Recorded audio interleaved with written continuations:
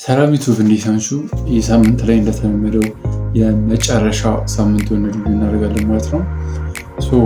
እስካሁን ድረስ ጀርኒውን ተከታትላችሁ ከነበር ከዊክ 1 ጀምረን እስከ ዊክ 7 ድረስ ያለውን ሁኔታ ስነግራችሁ ነበር።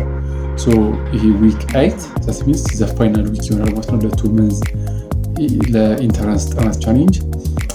አንዳንድ ነገር አፕዴት ላድርጋችሁ። ወደ ጥናት አልተመለስኩኝም ነበር ለብዙ ጊዜ ዛት ሚንስ ያለፉት ሳምንታት ምናምን ነገር አሪፍ እያጠናው እንዳልነበረ ሆነስትሊ። ይህኛው ሳምንት ላይ ዛት ሚንስ ዊክ 8 ላይ ትንሽ ወደ ሪትሜ ተመልሻለሁ። ልክ እንደ ድሮ ባላጠናም ግን ወደ ሪትሜ ተመልሻለሁ፣ ወደ ጥናት ሙድ ተመልሻለሁ። እያነበብኩኝ ነው፣ በትክክል እያነበብኩኝ ነው ማለት ነው። እያነበብኩኝ ነበር ምናምን ነው። ኢንተራንስ ደግሞ በቃ ሮብ ነው። አሁን ይህን ቪዲዮ ቀርጸው እሁድ ላይ ነው። ኢንተራንስ የሚጀምረው ደግሞ አይ ቲንክ ማክሰኞ ላይ ነው። ማክሰኞ ምናምን ስባል ትንሽ ደንገጥ ብዬ ማንበብ ጀምሬ ነበር እና ደግሞ ሌላው ደግሞ ስለ ዘሴክሬት ነግራቸዋለሁ ብዬ ነበር። ዛት ሚንስ ፓይለት ኤግዛም እየተፈተንኩኝ እንደሆነ ነግራቸዋለሁ።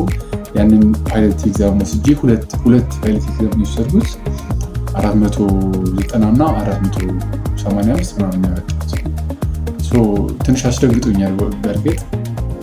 በዛ ምክንያት ግን ትንሽ እንዳነባብኛል ማለት ትንሽ ለማንበብ እንድጥር እና በቃ ከፍተኛ ማክሲመም ፖሲብል የሆነውን ማርክ ለማግኘት አለረድ ይበልጥ ቻንሴን እየሰፋኝ ነው ማለት ነው። በቀረው ጊዜ ብዙ ማርክ ለመሰብሰብ ስሞክር ነበር ማለት ነው። ይሄ ሁሉ እየተካሄደ በነበረበት ሰዓት ላይ ምን ተከሰተ? ራውንድ ነው የሚባል ነገር አለ። ራውንድ 1፣ ራውንድ 2፣ ራውንድ 3 ነው የናቹራል ሳይንስ ራውንድ። የእኛ ራውንድ 3 ነው ማለት ነው። ስለዚህ ራውንድ 3 የሚጀመረው መቼ ነው? ሐምሌ 1። ስለዚህ ስንት ቀን ተጨመረልኝ ማለት ነው? 10 ቀን ተጨመረልኝ ማለት ነው። አሁን ልክ ኢንተራንስ ከመድረሱ በፊት ትንሽ እንደመዘናጋት እያልኩኝ ነበር እውነቱን ለመናገር። ምንድነው ያሰብኩት? የቀሩትን 10 ቀናት ዘ ቤስት 10 ዴይስ ኢንተራንስ ጥናት ከጀመርኩኝ ጊዜ ጀምሮ ያጠናኋቸው በተከታታይ ያጠናሁበት ምርጡ 10 ቀናት ለማግኘት ያሰብኩት። ዛት ሚንስ ምርጥ 10 ቀናትን አሳልፌያለሁ እውነቱን ለመናገር። ለምሳሌ ሄዳር ላይ ራንደምሊ ሄዳር ላይ የሆነ 10 ቀናትን ብንወስድ እነዛ ምርጥ 10 ቀናት ሊባሉ ይችላሉ። አሪፍ ነበር ማለት ነው። ግን አሁን 10 ቀን ይቀረኛል።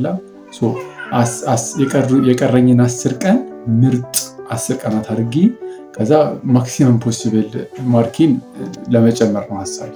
በቀሩት ጊዜያት ላይ ማክሲመም ፖሲብል ማርክ ለመሰብሰብ እሞክራለሁ ማለት ነው። ሌላኛው አፕዴት አፕቲቲዩድ ነው። አፕቲቲዩድ አሪፍ ተስተካክለናል። አፕቲቲዩድ ላይ በደንብ ለውጥ አምጥተናል። አሁን ፎከሲ ማትስ እና ፊዚክስ ላይ ይሆናል ማለት ነው። ዛሬ በጣም በሰፊው ምን እንደተማርኩኝ ምናምን በዚህ 2 ወር ቻሌንጅ ውስጥ የነበሩት ተግዳሮቶች ምናምን ጀነራላይዝ አድርጌ እሰራለሁ ብዬ አስቤ ነበር በእርግጥ።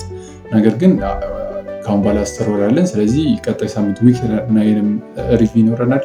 ከዊክ 9 በኋላ ደግሞ ተፈትነን ስንወጣ ሙሉ ሪቪው 2 ወሩን ሙሉ ሪቪው ማድረግላችሁ ይሆናል። አሁን ፎከስ ማድረግ ስላለብኝ ብዙም አላወራም፣ ያው ብዙ ኤዲት ስለማላደርግ። ስለዚህ እስከዚህ ድረስ ከተከታተላችሁት ወዳችሁታል ማለት ነው። ሰብስክራይብ ማድረግ እና ውጤቱ ምን ሊሆን እንደሚችል መከታተል ትችላላችሁ። አመሰግናለሁ።